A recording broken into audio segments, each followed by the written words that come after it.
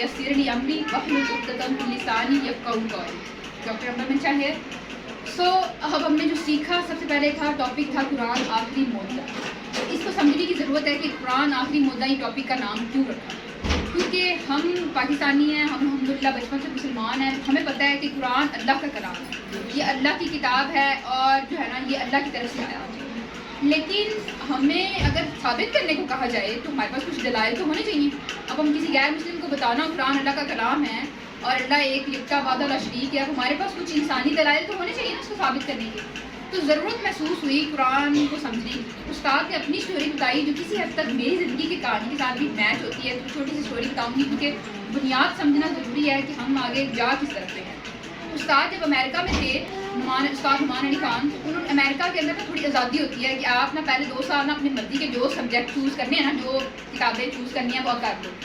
جیسے ہمیں تو ہوتا ہے نا کہ پتر ڈاکٹر ہی بننا ہے, پتر انجینئر ہی بننا ہے, پیدا بھی نہیں ہوا تو اس کا کریئر ہم ڈیسائیڈ کر دیتے ہیں اور ہم اسے اسی پٹی پہ چلا لیتے ہیں چاہے وہ کچھ بھی بننا چاہتا ہو. مطلب ہمارے یہاں ہے کہ ہم اس کو کر دیتے ہیں. اور اگر ڈاکٹر بننا ہے تو بہت ڈاکٹری والی کتابیں پڑھنی ہیں, اگر بزنس پڑھنا ہے تو بزنس والی کتابیں پڑھنی ہے. تو ہمارا نا ایک ہم سیدھا راستہ بچے کو خود ہی بتا دیتے ہیں تو ایسے ہی چلنا ہے.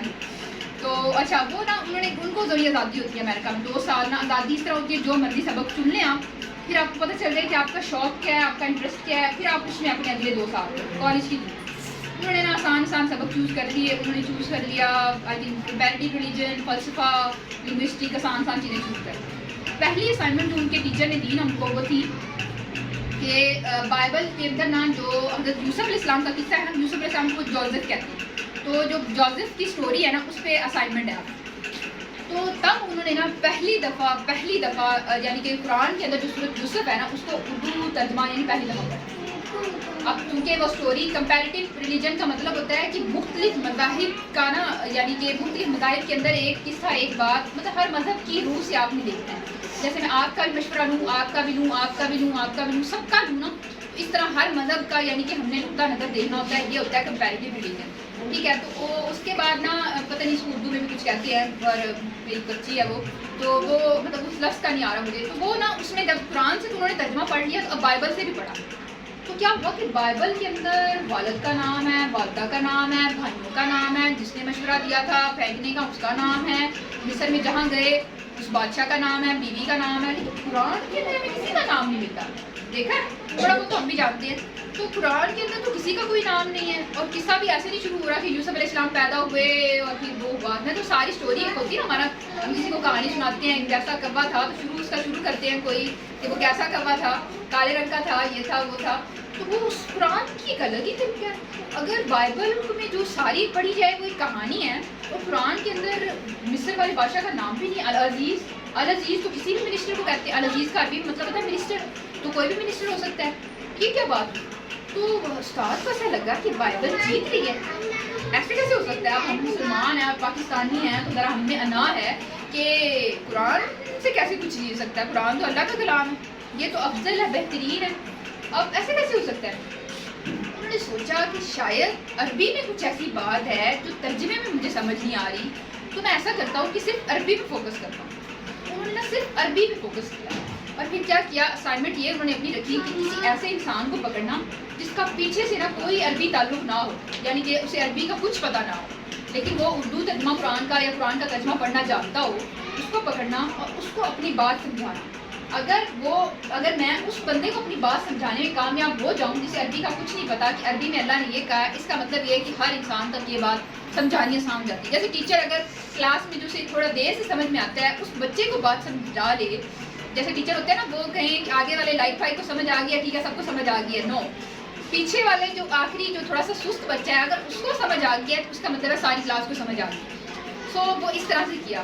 تو پھر پتہ چلا جب عربی کی تحقیق شروع کی تو پتہ چلا کہ جو عرب لوگ ہیں انہوں نے قرآن کی تفسیر پہ بہت کام کیا, بہت زیادہ کام کیا. اور عربوں کو بھی اس کے بارے میں نہیں پتا کہ کتنا کام ہے.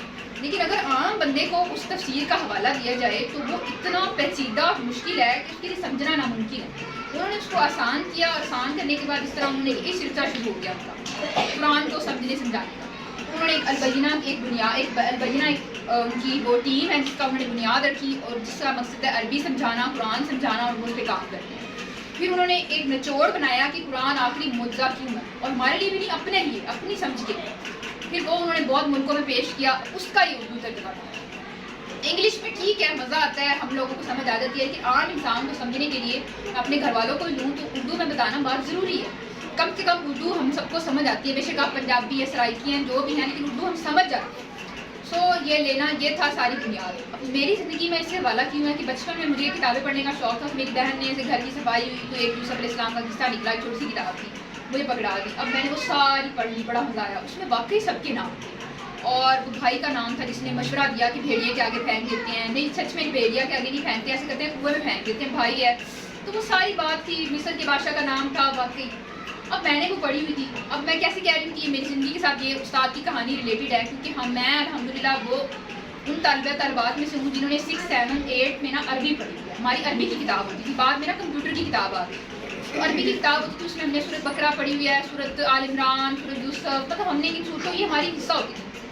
اور اللہ کا لاکھ لاکھ شکر ہے جو میرے استاد تھے نا، ذرا عربی والے کو ہمیشہ سخت قسم کے تھے. مطلب ایسے تھے، اچھی بھی تھی، سخت ایسی تھی. اگر عربی انہوں نے بولی ہے نا، جیسے آسان تھا بسم اللہ الرحمن الرحیم، تو وہ بولیں گی تو میں نے بتانا ہے کہ شروع کرتی ہوں اللہ کے نام سے، بڑا مہربان نہایت رحم کرنے والا ہے. ایک طریقہ یہ تھا مجھے سننے کا.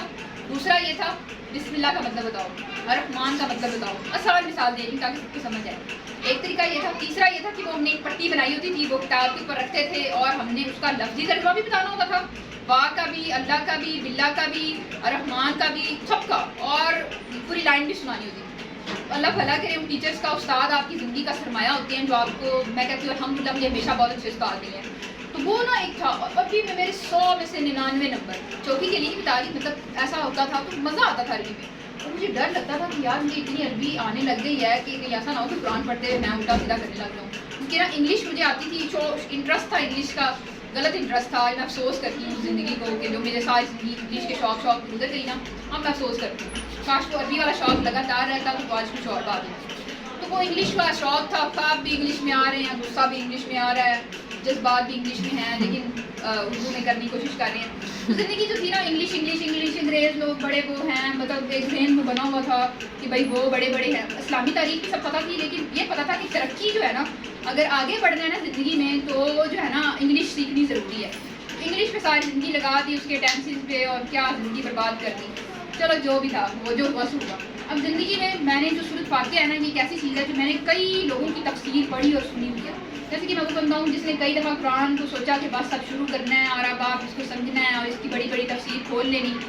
شروع تو کر لینا الحمدللہ، بکرا پہ آ جانا، اور پھر کہیں وقت شیطان بھلا دیتا ہے نا، اور بزی کر دیتا ہے، بھول گئے، یہ ہو گیا وہ گیا. قرآن واٹس ایپ پہ بھی تفسیر شروع کر دی، فلانا گروپ جوائن کر لیا، فلانا گروپ جوائن کر لیا. آج بھی دیکھ لو 70-100 گروپ جوائن کیا میں، لیکن اتنا مصروف ہوتے ہیں کہ ایک گروپ کو وہ ٹائم دینے کا وقت نہیں ہوتا. بڑی تفسیر الفاتحہ کے بارے میں جانتی، لیکن جب اس کورس میں نے فاتحہ کو سمجھا، میں نے سوچا کہ میں نے تو اپنی ساری زندگی ضائع کر دی، میں نے تو فاتحہ کو سمجھا ہی.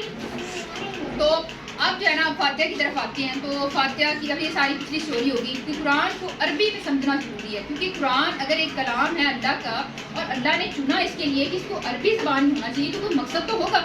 اب ہم نے وہ مقصد سمجھنا ہے کہ وہ کیا ہے. دراصل ہم جب اس کا اردو ترجمہ کرتے ہیں یا انگلش ترجمہ کرتے ہیں، کوئی بھی زبان میں ترجمہ کرتے ہیں، تو ترجمے میں کچھ کمی کوتاہی رہ جاتی ہے. جیسے وہ بات اصل مقصد ادا نہیں ہوتا. جیسے اگر یہ باجی مجھے کوئی بات کرے اور میں آگے کہوں اور وہ آگے کہوں تو کلاس کی آخر تک وہ بات کچھ اور ہی ہو جائے گی. ٹھیک ہے. جیسے استاد نے ایک مثال دی تھی، انہوں نے ایک بچے کو کہا ایک لائن بولی، اور اینڈ پہ گئی، وہ انگلش کی ایک لائن تھی، اور اینڈ والے بچے سے پوچھا نا کہ وہ لائن کیا تھی، اس نے کہا لا الہ الا اللہ محمد رسول اللہ. حالانکہ شروع میں لائن انگلش میں تھی، اور وہ جاتے جاتے بات بدل جاتی ہے. اس طرح کا ترجمے میں بات وہ نہیں رہتی. تو اب ہمیں ضرورت ہے عربی کو سمجھنے کی. اب ہم اصل کورس کی طرف آتے ہیں. ابھی تھکے تو نہیں آپ لوگ؟ یہ ابھی تک پچھلی اسٹوری ہیں، یہ صرف اسٹوری ہیں. اسٹوری ضروری ہوتی ہے تاکہ ذرا نا تعلق بن جائے کہ کر کیا ہے. تو اب ہم آتے ہیں سب سے پہلے فاتحہ ہم نے پڑھنی ہے. بسم اللہ الرحمن الرحیم، الحمدللہ رب العالمین الرحمن الرحیم مالک یوم الدین ایاک نعبد و ایاک نستعین اهدنا الصراط المستقیم صراط الذین انعمت علیہم غیر المغضوب علیہم ولا الضالین. آمین. شروع کرتے ہیں سب سے پہلے الحمدللہ. الحمدللہ کیونکہ یہ تو بہت لمبا ہے، لیکن میں آپ کو بہت مختصر سے کر کے کم سے کم بات کر کے سمجھانے کی کوشش کروں گی. میں امید کرتی ہوں کہ اللہ کرے آپ میرے ساتھ انگیج رہیں، مجھے آپ کی فل اٹینشن چاہیے. اب تو الحمدللہ، اب اردو میں حمد کا مطلب الحمدللہ، حمد کا مطلب ہم لوگ لیتے ہیں تعریف، ٹھیک ہے. عربی میں حمد کے دو مطلب، تعریف اور شکر. اس کی مثال یوں لے لیں کہ اگر ہم کسی کی جیسے فرض کریں میں نے تعریف کرنی ہے، آپ کی گاڑی اچھی ہے، آپ کا بیگ اچھا ہے، آپ کا موبائل اچھا ہے، تو میں اس کی تعریف کروں، شکر ادا نہیں کروں. لیکن اگر کسی نے آپ نے میری مدد کی، کچھ آپ نے میری آسانی کی، میں آپ کا شکریہ ادا کروں گی، تعریف بھی کر دوں گی، لیکن وہ بات نہیں ہے. مطلب اردو میں اگر ہوتا تو ایسے ہوتا شکر للہ، تعریف کے لیے کہتے ہیں ثنا کا ورڈ ثناء للہ، یا اگر دونوں کو جوڑ بھی دیتے تو ہوتا شکر ثناء للہ. وہ مزہ نہیں ہے جو عربی میں اللہ نے لفظ چوز کیا حمد کا، الحمدللہ، شکر اور تعریف اللہ کے لیے اور صرف اللہ کے لیے. شروع میں جو ال کا لفظ ہے نا، الف لام ال، اس کا مطلب ہے تمام شکر اور تعریف اللہ کی. جیسے کہ اگر میں آپ کی گاڑی، آپ کا موبائل، آپ کا لباس، آپ کی کوئی بھی چیز، آپ کی خوبصورتی دیکھ کر اگر میں آپ کی تعریف کر رہی ہوں، اصل میں اللہ سبحانہ تعالیٰ کی تعریف کر رہی ہوں کہ اللہ نے آپ کو بنایا، آپ کو وہ چیز دی، اور آپ جو شکر بھی ادا کرنا ہے میں نے اللہ کا کرنا. دو طرح کی چیزیں آ جاتی ہیں. مطلب الحمدللہ کیوں مکمل ہے؟ فرض کریں یہاں آنا ہے اور ایک بچی نے کہا کہ میں نے آگے والی سیٹ لینی ہے، تو یہ جلدی سے بھاگ کے آگے آئی اور آ کے بیٹھی، اس نے کہا الحمدللہ، تو اس نے شکر بھی ادا کیا. ٹھیک ہے، اس نے شکر ادا کیا نا، تعریف تو نہیں کی کیونکہ اس نے کوئی سی کی سیٹ تو نہیں رکھی. لیکن ہم لوگ لیتے ہیں تو ہم ایک چیز میں لیتے ہیں، بس شکر میں لیتے ہیں. جب بھی ہم کوئی کہتا ہے نا کیا حال ہے، الحمدللہ، اور کہے کوئی پوچھے پاکستان کی کیا حالات ہے، آپ کہتے ہیں الحمدللہ بس صحیح ہے جی، چل رہا ہے. تو ہم لوگ کیا کرتے ہیں، ہم لوگ کچھ اور ہی بنا دیتے ہیں. تو اصل میں جب ہم الحمدللہ کہہ رہے ہوتے ہیں، ہم اللہ سبحانہ تعالیٰ کی تعریف بھی کر رہے ہیں اور اللہ سبحانہ تعالیٰ کا شکر بھی کر رہے ہیں. اب سے آپ لوگ جب کہیں نا، یہ تو آپ نے یاد رکھیں. اگلی بات ہے رب العالمین. تو رب کا ورڈ ہے، رب کا لفظی مطلب ہم لوگ سمجھتے ہیں مالک، رب کا مطلب مالک ہے. بٹ عربی میں رب کے کتنے میننگز ہوں گے؟ 5. آج کے لیے ایک دم سے بہت زیادہ انفارمیشن ہو جائے گی، لیکن بس حوصلہ رکھتے ہیں. رب کا مطلب ہے ایک مالک، ایک اس کا مطلب ہے سید، سربراہ، جس کے پاس اقتدار ہو، جو مالک ہو، مطلب جو اتھارٹی ہو، پاور ہو جس کے پاس. پھر اس کا مطلب ہے المنعم، منعم کا مطلب ہے انعام کرنے والا، ٹھیک ہے، تحفہ دینے والا، یعنی کہ نوازش کرنے والا، عنایت کرنے والا. پھر اس کے بعد ہے المربی. المربی یہ وہی لفظ ہے جس سے رب کا لفظ نکلا ہے. تو المربی ہے بہت زیادہ خیال رکھنے والا، جیسے ایک ماں اپنے بچے کا خیال رکھتی ہے، جیسے ایک ماں اپنے بچے کا خیال رکھتی ہے. سب مائیں ہیں، مجھے آپ کو بتانے کی ضرورت نہیں ہے. تو اچھا، اور آخری لفظ ہے القیم. القیم کا مطلب ہے قائم رکھنے والا، دل کی ایک دھڑکن سے دوسری دھڑکن تک قائم رکھنے والی ذات. آج تک کبھی پتہ تھے رب کے میننگ؟ نہیں پتا تھے نا، مجھے بھی نہیں پتا تھے. یہ نہ سوچیں کہ آپ تو گھر میں کام میں بزی ہوتی ہیں اور آپ کو نہیں پتا تھے. ہم ساری زندگی پڑھا کے آ رہے ہیں، 20 جماعتیں ہوں گی میری، مجھے بھی نہیں پتا تھے. کوئی بات نہیں، میں آپ سے زیادہ نالائق ہوں، آپ سے زیادہ پور ہوں، تو ٹینشن نہیں ہے. تو رب کے 5 مطلب، ایک ایسے لفظ کا استعمال کیا جس میں اتنے مطلب ہر لفظ رحم، تقریباً ہر لفظ رحم. تو رب کا لفظ کیوں استعمال کیا؟ کیونکہ جب کوئی مالک ہوتا ہے تو اس کا کوئی بندہ ہوتا ہے. تو رب کا لفظ یوز کیا تاکہ ہمارے ساتھ رشتہ قائم ہو. وہ ہمارا مالک ہے، ہم اس کے بندے ہیں. جیسے ایک ٹیچر ہے، اس کے اسٹوڈنٹ ہیں، ٹیچر اور اسٹوڈنٹ کا ایک رشتہ ہے. ایک کمپنی میں باس ہے، باس کا ایک ملازم ہے، تو ملازم اور باس کا رشتہ ہے. رشتے ہوتے ہیں نا. اس طرح اللہ نے جیسے اپنی تعریف اپنے بارے میں بتایا، اپنا تعارف دیا الحمدللہ، ساتھ ہی کہہ دیا کہ رب، یعنی کہ وہ ہمارا رب ہے. ہمیں بتا دیا کہ ہمارا الگ سا رشتہ کیا ہے. اور آگے کہا عالمین. عالمین کا مطلب یہ ہو گیا کہ تمام جہانوں کا. اردو میں ہم یہ لیتے ہیں تمام جہانوں کا، لیکن استاد نے بتایا کہ عالمین کا مطلب تمام انسانیت ہے. صرف پاکستان کی قوم نہیں، اور پاکستان کے اندر آپ کو پتا ہے سندھی، براوی، پشتو، پنجابی، سرائکی، سب لوگ ہیں، کتنی قومیں ہیں. تو صرف پاکستان کے اندر نہیں، باقی ممالک میں دیکھ لیں کتنے ممالک ہیں. ان سب ممالک میں 200-400 جتنے بھی ہیں، ان ملکوں میں، ہر ملک میں، ہر جگہ تو اللہ ان سب کا رب ہے. تو عالمین مطلب ان سب کا رب. اب اردو میں ترجمہ کیا لیتے تھے؟ شکر ہے، تمام تعریفیں اللہ کے لیے جس نے جو تمام جانوں کا رب ہے.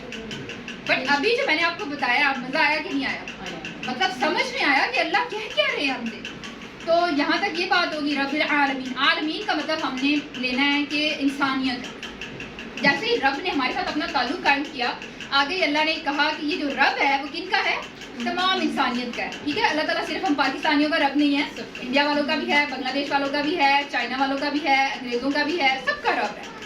تو یہ پہلی لائن ہوگی. پھر اس کے بعد اللہ نے کہا آگے الرحمن الرحیم. اردو ترجمہ لیتے ہیں بہت مہربان, نہایت رحم کرنے والا. لیکن ابھی یہ وہ بات نہیں ہے تو رحم ہی, لیکن اصل سمجھتے ہیں. اور رحمان جو رحمان اور رحیم دونوں لفظ نکلے ہیں رحم سے. تو رحم عربی میں کہتے ہیں ماں کے پیٹ کو. تو یعنی کہ یہ وہ والی نرمی ہے, یہ وہ والا رحم ہے کہ اب آپ سب مائیں, آپ کو پتہ ہے ایک بچہ جو ہوتا ہے وہ ماں کو تھوڑی شروع میں ایک پریگنینسی میں ایک تکلیف ہوتی ہے. ٹھیک ہے, ماں تکلیف برداشت کرتی ہے, اسے ایک بڑے بچے سے ایک محبت ہوتی ہے. جیسے جیسے پریگنینسی بڑھتی جاتی ہے, آگے مہینے آگے ہوتے جاتے ہیں, آپ کی تکلیفوں میں اضافہ ہوتا جاتا ہے.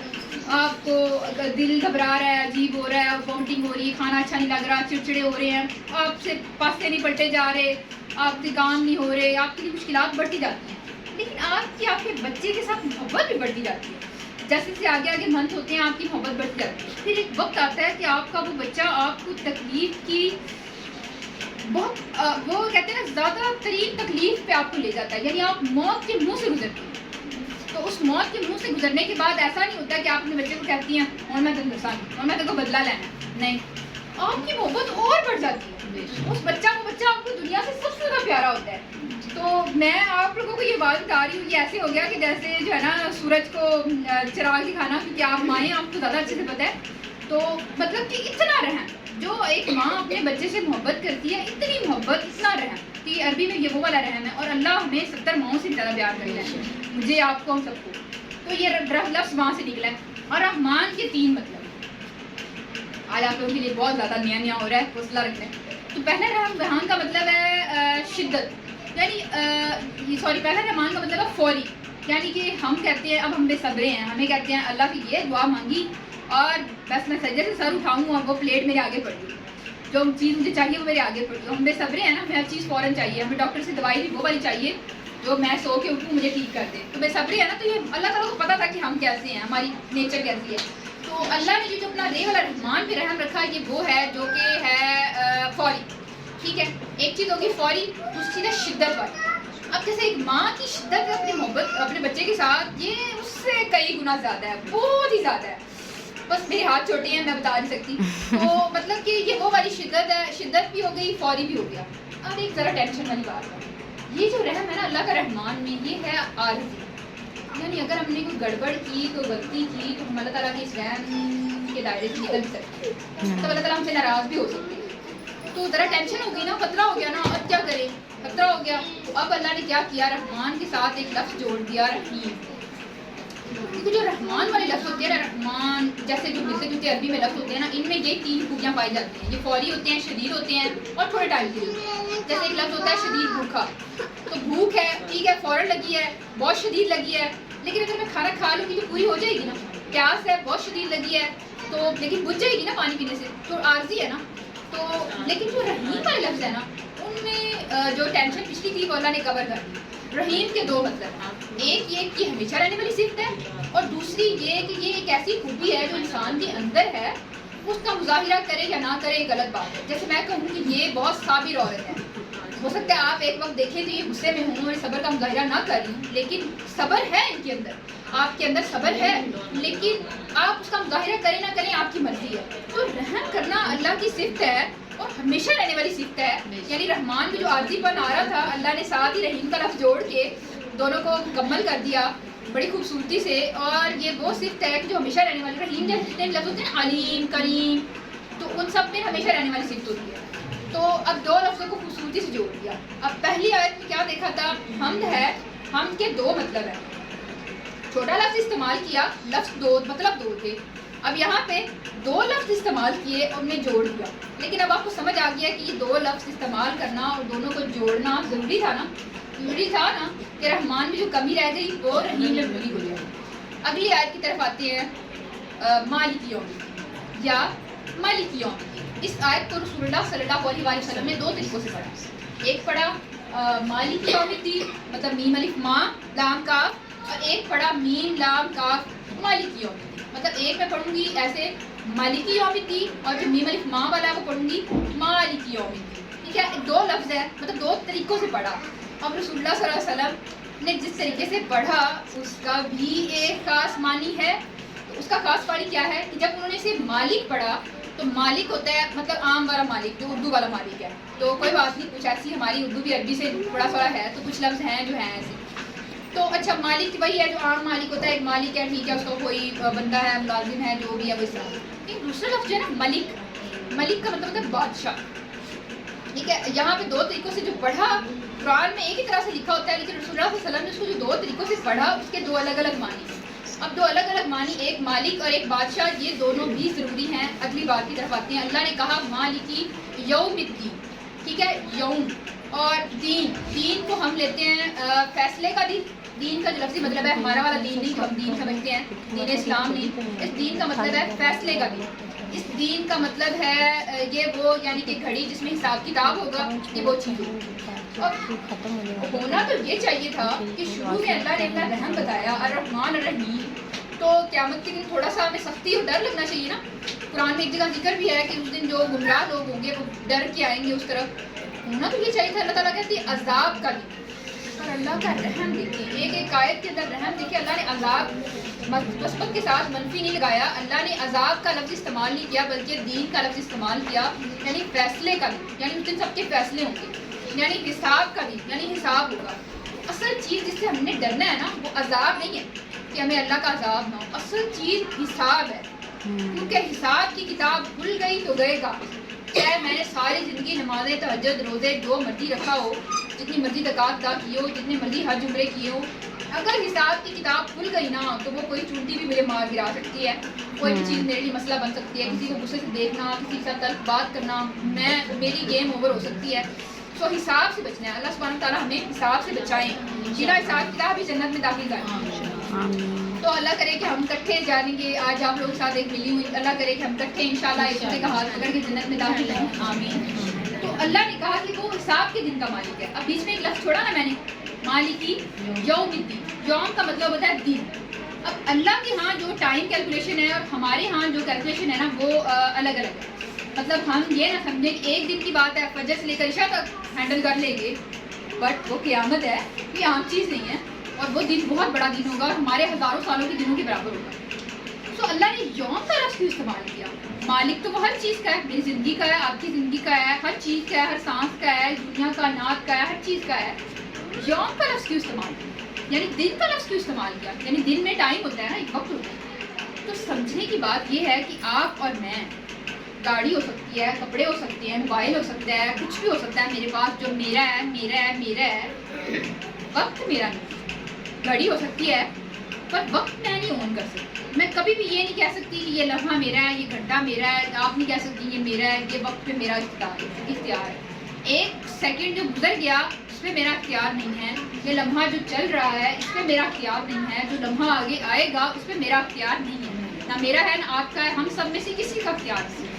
تو اللہ نے بڑی خوبصورتی سے وہ لفظ چنا جو صحیح تھا, اور اتنا صحیح تھا کہ مزہ آ جاتا ہے پڑھ کے کہ یوم یعنی کہ وہ دن کا مالک ہے. اللہ نے اپنی پاور بھی بتا دی, اس میں شروع میں رحم بھی بتایا, اور اللہ نے اب اپنی پاور بھی بتا دی کہ وہ دن کا مالک ہے, وہ وقت کا مالک ہے. اور نا پھر وہ ایسے مطلب یعنی کہ اس دن کا مالک ہے. تو یہاں تک بات آپ کو کلیئر ہے. ابھی تک صرف 3 آیتیں ہوئی ہیں, تھکے تو نہیں, ٹھیک ہے, ایزی اوکے ہے. چلو کمل کروں, اگر بس ہو جائے تو مجھے بتا دینا, نہیں روک سکتے ہیں. ناچ روکا تو پھر مجھے روکنا مشکل رہتا ہے. چلیں اچھا جی, تو پھر آگے اب 3 آیتیں ہوئی. اب اگر کوئی غیر مسلم آپ سے پوچھے کہ تمہارا رب کون ہے, تمہارا اللہ کون ہے اللہ جس کی تم عبادت کرتے ہو, آپ کے پاس 3 آیتیں ہیں. الحمدللہ رب العالمین الرحمن الرحیم مالک یوم الدین. اب آپ اس کو بتا سکتی ہیں, اب آپ کے پاس پاور ہے, آپ اس کو بتا سکتی ہیں میرا رب وہ ہے. تمام شکر اور تعریفیں اس رب کے لیے ہیں, اور وہ رب ہے تمام انسانیت کا, وہ الرحمن ہے, وہ الرحیم ہے, اور وہ مالک یوم الدین ہے, وہ مالک ہے, وہ بادشاہ ہے اس دن کا جو فیصلے کا دن ہے, جو حساب کا دن ہے. سو یہ بات ہو گئی, 3 آیتیں ہو گئی. 3 آیتیں جو ہیں اللہ سبحانہ تعالیٰ کا تعارف ہے. ٹھیک ہے, آپ لوگوں نے ماشاءاللہ بہت حوصلہ ہے. میں نے جب یہ حوصلہ میں شروع کیا نا, وہ چھوٹی چھوٹی بچیاں ہیں اور ہر کوئی موبائل یوز کرتا ہے اور سب کو بڑے بزی ہوتے ہیں, تو بڑی میں نے ان کی یعنی کہ نا جیسے کیا کہ نا یار میں 10 منٹ کا دوں گی رکانا. وہ 10 منٹ کرتے کرتے نا آج کو تقریباً 20 دن ہو گئے ہیں. کل ہی وہ ساری فاتحہ ختم ہوئی ہے. تو آپ مائیں ہیں, ماؤں کے ویسے بھی حوصلے ہوتے ہیں. آپ اللہ تعالیٰ, میں دل سے عزت کرتی ہوں آپ کے اس حوصلے کی کہ اب آپ نے 3 آیتوں تک یعنی کہ حوصلہ کر لیا.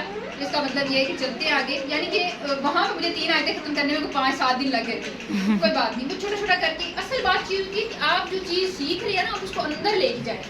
آپ میں ادھر کھڑی ہو جاؤں اور میں بولی جاؤں ٹھیک ہے, بولی جا ہم نے گھر جا کے میں نے تو روٹی بنانی ہے, ٹھیک ہے, فائدہ ہی کوئی نہیں.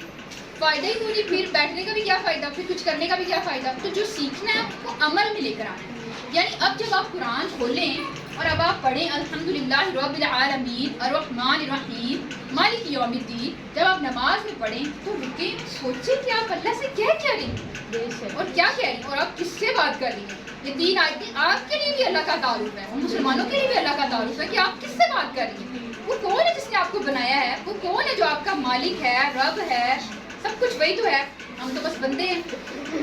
تو اب جہاں تک آپ کو سمجھ آ گئی کہ اللہ کون ہے, اب ہم آگے بڑھتے ہیں. اب جب اللہ تعالیٰ نے اپنے بارے میں اتنا بتا دیا, بچے آپ بھی بیٹھ جائیں. تو اللہ تعالیٰ نے اب آپ کے بارے میں اتنا بتا دیا, اللہ تعالیٰ نے اب اپنے بارے میں ہمیں اپنا تعارف دے دیا, تو اب ہمارا بھی کوئی کام بنتا ہے نا. ہم اللہ کے بندے ہیں, اللہ نے کہا نا رب ہے ہمارا وہ, تو ہم اس کے بندے ہیں, اب ہمارا بھی کوئی کام بنتا ہے. اب اللہ نے ہمارے لیے آسانی کر دی. اللہ نے کہا ایاک نعبد و ایاک نستعین, ہم تیری ہی عبادت کرتے ہیں اور ہم تجھی سے مدد مانگتے ہیں. یہ ہو گیا اردو ترجمہ. تو ایاک کا مطلب ہے ہم, یعنی کہ اس کام میں, اس مشن میں میں اکیلی نہیں ہوں, آپ سب بھی میرے ساتھ ہیں. اور صرف آپ سب نہیں, پوری مسلم امہ. اللہ تعالیٰ صرف پاکستانیوں کا رب ہے نہیں نا, اللہ تعالیٰ تو سارے جہانوں کا, ساری انسانیت کا رب ہے. تو اس میں ہم سب کہہ رہے ہیں, ہم کہہ رہے ہیں ایاک نعبد کا مطلب ہے ہم تیری عبادت کرتے ہیں. یعنی جمع کا صیغہ استعمال کیا اللہ نے. تھوڑی چھوٹ یہ بھی دے دی کہ اکیلے نہیں کر سکتے, انسان ہے, جتنا بھی کوشش کروں میں اچھا بننے کی تو کبھی کبھی میں ڈاؤن ہو ہی جاتی ہوں, مطلب کچھ ہو ہی جاتا ہے, غلطی ہو ہی جاتی ہے.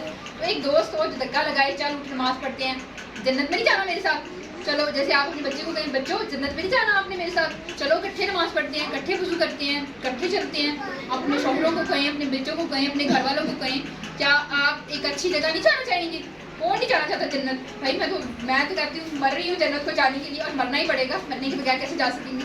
سو ایک جگہ ہے, ایک اچھی جگہ ہے جس کا اللہ نے ہم سے وعدہ کیا ہے, تو جانا ہم نے جنت میں. تو اب ہم نے کہا ایاک نعبد, یعنی کہ ہم تیری عبادت کرتے ہیں, ہم سب. تو اگر اکیلے ہوتا تھا تو تھوڑا مشکل ہو جاتا نا, اکیلا انسان نہیں رہ سکتا. اب میں کہوں کہ بھائی میں نے جنگلوں میں چلے جانا ہے اور میں نے بس نعبد عبادت کرنی ہے, اللہ کی عبادت کرنی ہے, اور بس فجر سے لے کر اگلی فجر تک میں میں انی بات نہیں ہوں میں اور کوئی کام نہیں کرنا, بس میں اللہ کی بات کرنی, بس کوئی کام. پنجابی سمجھ میں آتی ہے نا, جی, پتہ چلے کہ میں جو ہے نا وہ پنجابی بولی جاؤں اور ساری سرائکی ہوں, دراصل مجھے سرائکی نہیں آتی. تو اچھا جناب اردو بولنے کی کوشش کرتی ہوں, جس بات میں تھوڑا سا اپنی زبان کی طرف چلے جاتے ہیں. تو وہ نا کیا ہوتا ہے کہ اب ہم نے کہا کہ بھائی بس نماز پڑھنی ہے, بات کرنی ہے, پر نہیں, اللہ نے ہمیں یہاں ایسے نہیں کہا کہ بس گھر سے مسجد اور مسجد سے گھر, کچھ اور بھی کام ہے, کچھ اور بھی ضروریات ہے, کوئی زندگی ہے, کوئی بال بچے ہیں, کوئی گھر والے ہیں, کوئی روٹی پانی کرنا ہے, کچھ نہ کچھ کرنا ہے, زندگی بھی چلانی ہے. ہر چیز کے لیے ہمیں کچھ مدد چاہیے.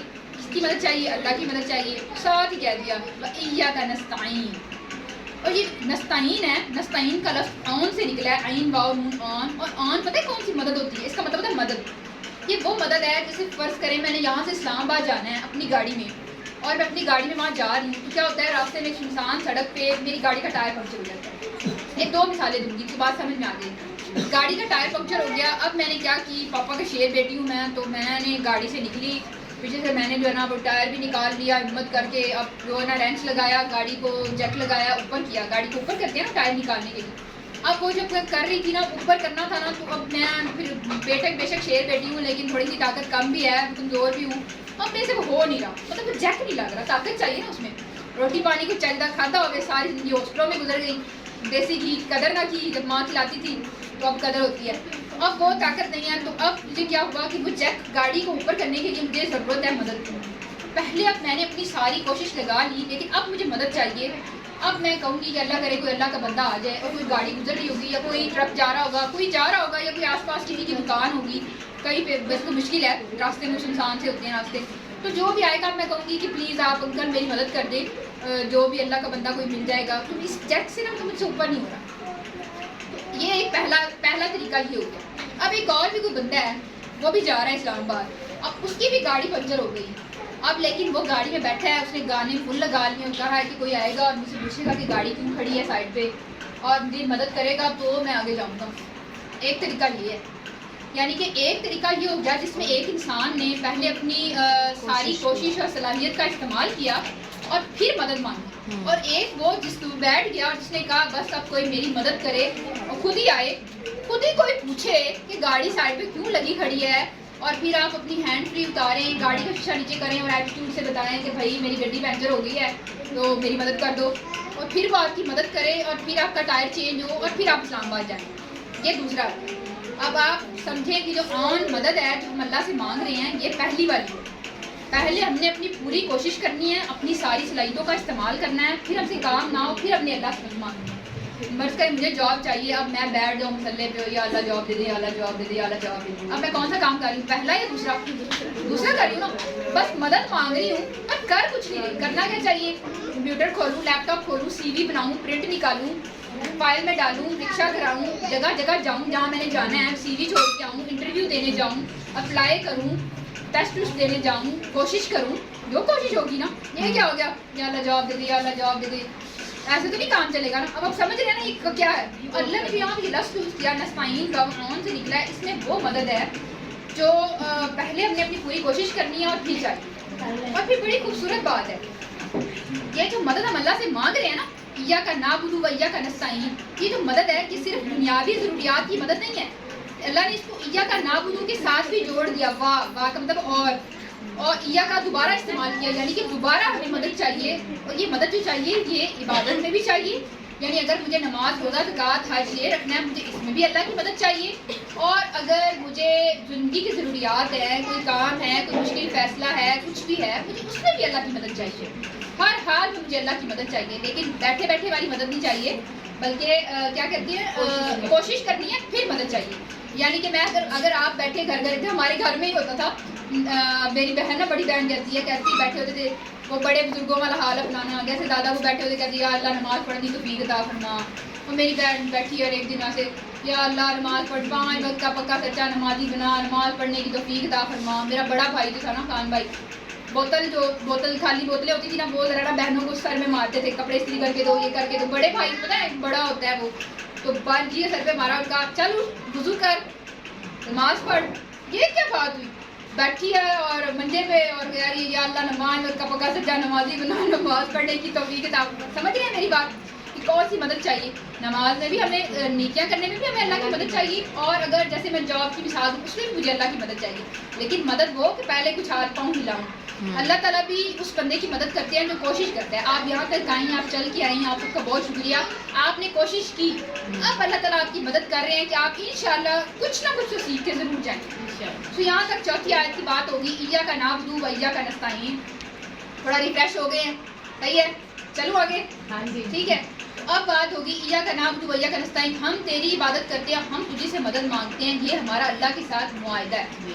مطلب اللہ نے 3 آیتوں میں اپنی تعریف کی, اب ہمیں تھوڑی شرم آئی کہ ہم بھی کچھ کریں اللہ کے لیے. تو ہم نے کہا کہ یا اللہ ہم تیری عبادت کرتے ہیں, اور یہ جو عبادت ہے یہ ہم اللہ کا حق ادا کر رہے ہیں. اللہ کا حق ہے کہ ہم اس کی عبادت کریں. قرآن میں ایک جگہ اللہ نے کہا کہ ہم نے جن و انس کو بنایا صرف اس لیے کہ وہ عبادت کریں. تو اگر کوئی آپ سے پوچھے آپ کی زندگی کا مقصد کیا ہے, تو آپ کی زندگی کا مقصد روٹیاں گول بنانا یا بچوں کو تیار کر کے اسکول بھیجنا نہیں ہے. آپ ایک عظیم مقصد کے لیے اس دنیا میں آئے ہیں, اور اللہ نے آپ کو چنا ہے. اگر آپ اس جگہ ہیں, آپ مسلمان ہیں, آپ یہاں موجود ہیں, اور آپ اس صلاحیت میں ہیں کہ آپ بیٹھے ہیں اور آپ میری بات سن رہے ہیں, اور میں امید کرتی ہوں آپ میری بات سمجھ رہی ہیں, تو اللہ نے آپ کو چنا ہے.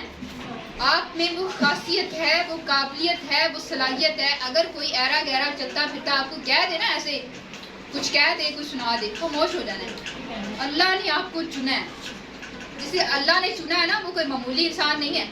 آپ خاص ہیں اور اللہ کے خاص بندے ہیں, اور اللہ نے آپ کو خلیفہ بنا کے بھیجا ہے. آپ کو کوئی کیسے کہہ دے کہ آپ کو کوئی نیچا گرا دے, خاندان میں ہوتا ہے نا شریکوں والے کام, تو نے کیا کر لیا, روٹیاں ہی بنانی ہیں, کیا کر لیا, ایک ہوتا ہے نا. تو نہیں, آپ نے اس کو لڑنا جھگڑنا نہیں ہے. لڑائی نا ہمیشہ 2 لوگوں کے درمیان میں ہوتی ہے. اگر آپ کو کوئی کچھ برا بھلا کہے نا, تو آپ نے خاموش ہو جانا ہے. حضرت نوح علیہ السلام کو بھی یہ کہا گیا تھا کہ آپ خاموش ہو جاؤ. انہوں نے تو لوگ نسل در نسل 100 سال برا کہتے تھے, تو وہ انہیں کہا کہ خاموش ہو جاؤ, اگنور کرو. زندگی میں آپ کے ساتھ بھی کوئی برا یا غلط کرے, تو آپ نے مطلب تھوڑا اگنور کر کے معاملہ اللہ پہ چھوڑ دینا ہے. آپ نے یہ یاد رکھنا ہے کہ آپ کو کس نے چنا ہے؟ اللہ نے، اور ایک خاص مقصد کے لیے چنا ہے۔ اگر آپ اس زندگی میں اس دنیا میں ہیں، اب مجھے ایک بات بتائیں، کروڑوں لوگ ہیں دنیا میں، پتہ نہیں کتنے بلین شلین وہ ہیں، اللہ نے آپ کو کیوں بنایا؟ کوئی ایک ایسا کام ہے نا جو صرف آپ کر سکتی ہیں اور کوئی نہیں کر سکتا، وہ کیا کام ہے؟ وہ کوئی ایسا ہے نا جو آپ خود جانیے، اپنا کام خود ڈھونڈے، سارے کام آپ کے میں کروں؟ تو آپ نے خود ڈھونڈنا ہے کہ آپ کی زندگی میں ایسا کیا کام ہے، کیا ایسا مقصد ہے جس کے لیے اللہ نے آپ کو بنایا۔ میں بھی اس تلاش میں ہوں کہ میری زندگی میں آنے کا کیا مقصد ہے۔ شاید کوئی ایک پتھر میں نے سائڈ پہ کرنا تھا اور اس سے کسی ایک چونٹی نے بچنا تھا، یا کہیں پانی کا گلاس، شاید کوئی چھوٹا سا، اس مقصد کے لیے اللہ نے مجھے بنایا۔ بٹ اللہ نے مجھے کافی بڑے مقصد کے لیے بنایا ہے، کیونکہ اللہ نے مجھے چنا ہے اور اللہ نے مجھے مسلمان بنا کے بھیجا، اسلام پہ بھیجا۔ اسلام کا مطلب یہ ہے کہ ہم اپنی رضا کو، مسلمان ہونے کا مطلب یہ ہے کہ ہم اپنی رضا کو اللہ کی رضا پہ راضی کریں۔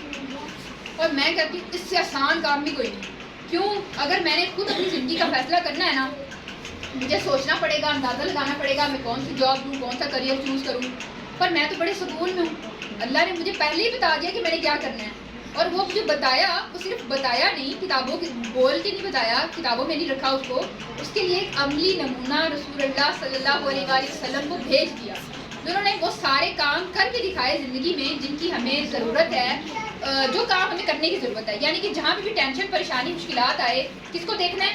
رسول اللہ صلی اللہ علیہ وسلم۔ آپ کی زندگی میں بہت سی مشکلات ہوں گی، میری زندگی میں بہت ساری مشکلات تھی، میری تو چھوٹی موٹی ہوں گی آپ لوگوں کے مقابلے میں، کیونکہ ماؤں کے بڑے حوصلے ہوتے ہیں، بڑے جگرے ہوتے ہیں، تو بڑی آپ کی مطلب جیسے عمر میں بھی جو مجھ سے بڑی مائیں ہیں ماشاءاللہ، تو آپ نے بڑی مشکلات دیکھی ہوں گی، بڑے صبر کیے ہوں گے آپ نے، اور بڑے دکھ اور تکلیفیں دیکھی ہوں گی۔ بٹ آپ لوگوں کی تکلیفیں اگر آپ نے کسی کے ساتھ موازنہ کرنا ہی ہے، بس تو آپ کو موازنہ نہیں کرنا چاہیے اپنے بچے کا کسی بھی کے ساتھ، لیکن اگر آپ نے اپنے دکھوں تکلیفوں کا کسی کے ساتھ کرنا ہی ہے نا، تو رسول اللہ صلی اللہ علیہ وسلم کو دیکھیں۔ پیدا ہوئے تو پیدا ہونے سے پہلے ہی والد وفات پا چکے تھے، پھر چھوٹے سے تھے تو ماں کی وفات ہو گئی، پھر دادا نے پالا تو دادا کی وفات ہو گئی، پھر چچا کے سائے میں آئے، پھر دیکھیں جب ایک جوانی کی عمر کو پہنچے، پھر دیکھیں مال روزگار اتنا اچھا نہیں تھا، حضرت خدیجہ سے شادی ہوگی، اللہ نے کرم کیا، تو کیا ہوا کہ اب بت پرستی تھی، دل نہیں لگتا تھا، غار میں جاتے تھے۔ اب جب وحی آ گئی، اسلام آ گیا، تو لوگوں کو کہا تو لوگ خلاف ہو گئے، وہی لوگ جو صادق اور امین کہتے تھے خلاف ہو گئے۔ اگر لوگ آپ کے خلاف ہو جاتے ہیں کوئی مسئلہ نہیں، رسول اللہ صلی اللہ علیہ وسلم کے بھی خلاف تھے، نوح علیہ السلام کے بھی خلاف تھے، موسیٰ علیہ السلام کے بھی خلاف تھے، ابراہیم علیہ السلام کے بھی خلاف تھے، ان کو بھی آگ میں پھینک دیا گیا۔ آپ بھی اللہ کے بندے ہیں، کوئی مسئلہ نہیں۔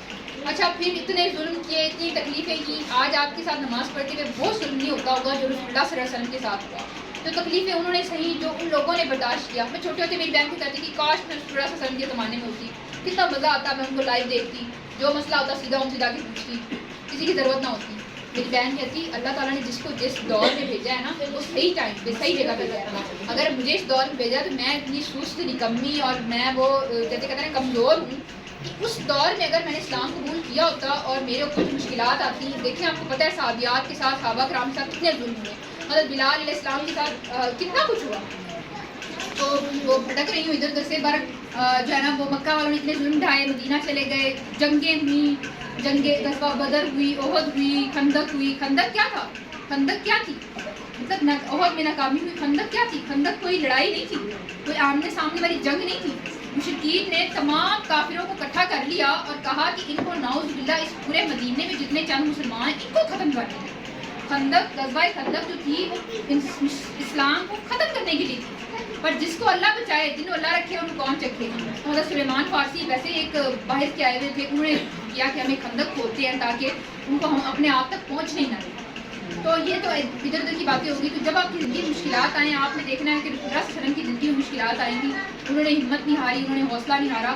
لیکن جب وہ غار سور میں تھے ابراہیم علیہ السلام کے ساتھ، دشمن اتنا قریب تھا، ایگزیکٹ نہیں پتا پر اتنا قریب تھا کہ وہ پکڑ سکتے تھے۔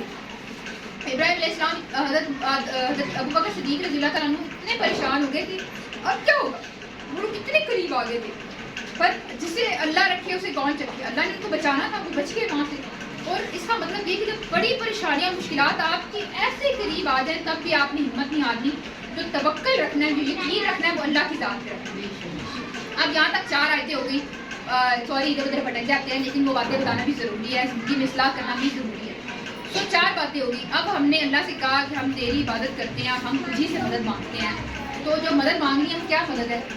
اللہ نے ہمیں بتایا، اہدنا الصراط المستقیم، یا اللہ مجھے سیدھا راستہ دکھا، صراط کا راستہ دکھا اور اس پہ استقامت دے. اردو ترجمہ یہ ہو گیا. اب تھوڑا تھوڑا اس کے بارے میں بتاتی ہوں.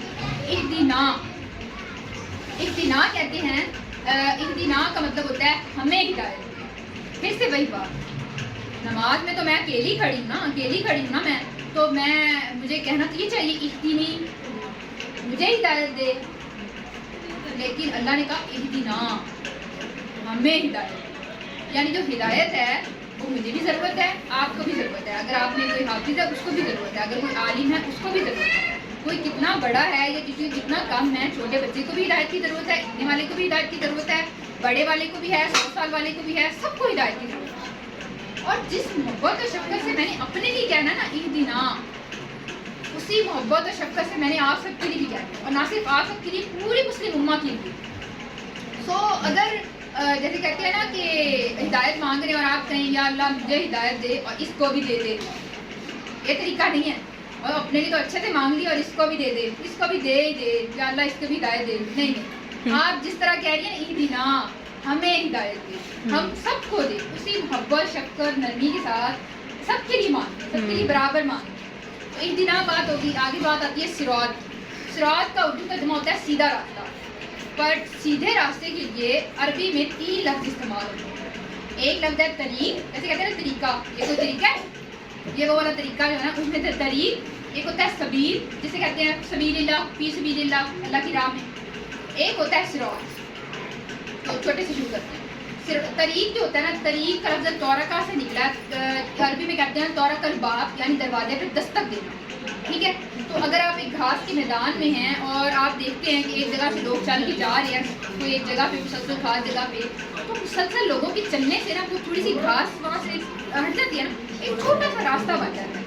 گھاس یعنی کہ تھوڑی سی ایک پکا راستہ بن جاتا ہے. یعنی کہ جیسے ہم کسی گاؤں وغیرہ جائیں تو ایک کھلا میدان ہے لیکن ایک جگہ سے سارے لوگ گزر رہے ہیں، تو وہ ایک راستہ بن جاتا ہے. تو طریق اس چھوٹے راستے کو کہتے ہیں. اگلا لفظ ہے سبیل. سبیل طریق کی جمع تورک کی، ٹھیک ہے، اور سبیل کی جمع ہوتی ہے سبل. سبل کہتے ہیں تھوڑا بڑا راستہ. طریق ہو گیا چھوٹا راستہ، کچا راستہ، اور سبل یوں کہہ رہے ہیں تھوڑی پکی سڑک ہے اور تھوڑی بڑی سڑک ہے. ٹھیک ہے. یعنی کہ ہم نے اللہ کی طرف جانا ہے تو پہلے ہم باؤ بسم اللہ شروع کریں گے. طریق پہ ہیں، چھوٹے چلتے ہم سبیل پہ، کچے راستے یعنی گاؤں سے گزر کے پھر ہم پکے راستے پہ شہر میں آ جائیں گے. پھر شہر سے ہم نے جانا ہے صراط پہ. صراط ایک خاص، صراط کے بارے میں بڑی مزے کی بات ہے. صراط ایک ایسی چیز ہے، یعنی کہ صراط کے بارے میں آپ کو بتاتی ہوں کہ ایسا راستہ ہے، اس کی کوئی جمع نہیں ہے. طریق کی جمع ہے، سبیل کی جمع ہے، لیکن صراط کی کوئی جمع نہیں ہے. صراط ایک راستہ ہے. اچھی بات ہے، ایک ہی راستہ ہے. پھر سیدھا ہے، پھر کشادہ ہے، اور بہت ہی کشادہ ہے.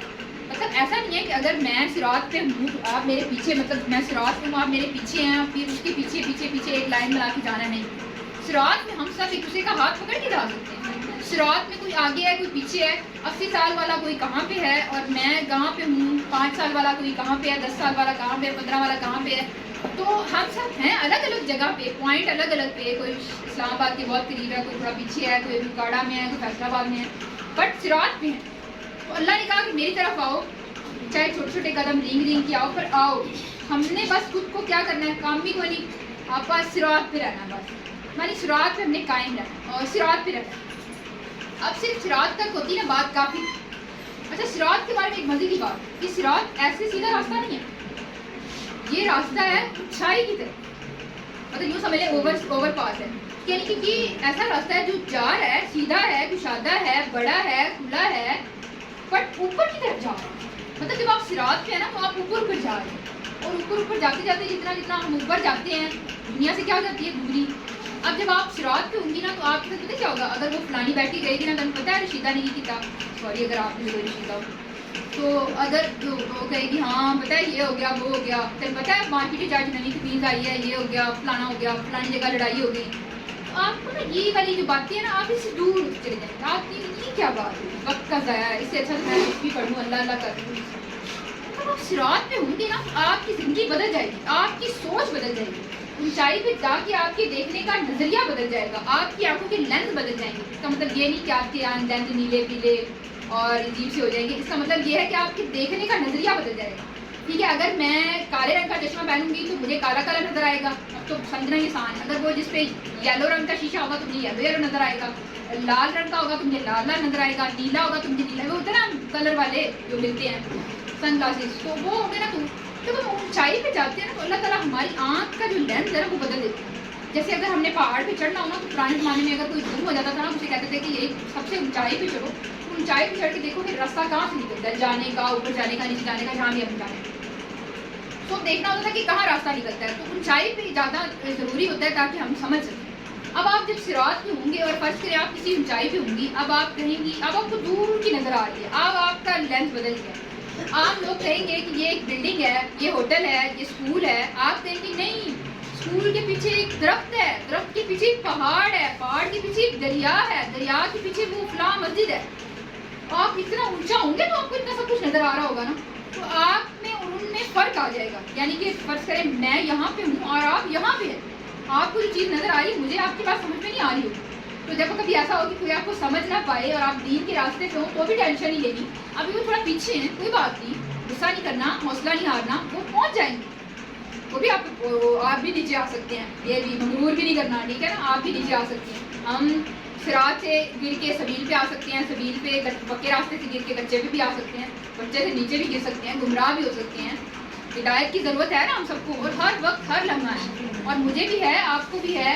کوئی اگر کھڑے ہو کے, اللہ نے اگر مجھے یہ توفیق دی, میں یہاں پہ کھڑے ہو کے بول رہی ہوں, اس کا یہ مطلب ہرگز نہیں ہے کہ مجھے ہدایت کی ڈگری مل گئی ہے یا میرے پاس ہدایت کا سرٹیفکیٹ ہے. اب میرے پاس تو ہدایت ہے, اب آپ لوگ بھی محنت کرنے, آپ لوگوں کو بھی مل جائے. نہیں, ایسا نہیں.